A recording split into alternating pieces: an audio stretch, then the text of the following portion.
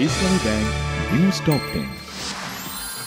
আবিদুল ইসলাম খানকে ভিপি, তানভীর বাড়ি হামিমকে জিএস ও তানভীর আল হাদিকে এজিএস পদে মনোনয়ন নিয়ে ডাকসু নির্বাচনে 27 সদস্যের প্যানেল দিয়েছে ছাত্রদল।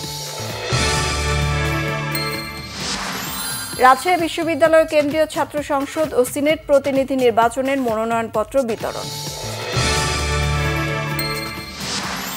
তামাকের বিরুদ্ধে তরুণ প্রজন্মকে সচেতন করতে না পারলে ভবিষ্যৎ অনিশ্চিত, মন্তব্য প্রধান উপদেষ্টার। অসংক্রামক রোগ প্রতিরোধে যৌথ ঘোষণাপত্র সই। হাসপাতালে চিকিৎসা শেষে বাসায় ফিরেছেন বিএনপির মহাসচিব মির্জা ফখরুল ইসলাম আলমগীর।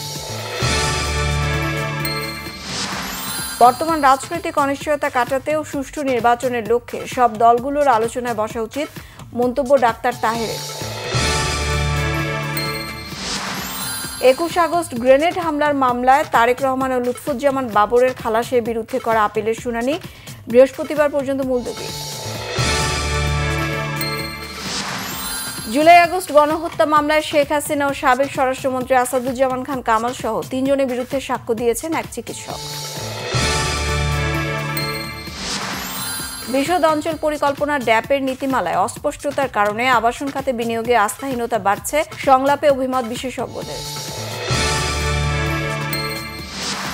গত 1 বছরে চীনের সাথে সম্পর্কের উন্নতি হয়েছে বলেছেন ভারতের প্রধানমন্ত্রী নরেন্দ্র মোদী। নয়াদিল্লি সফরে যাওয়া চীনের পররাষ্ট্রমন্ত্রীর সাথে বৈঠক।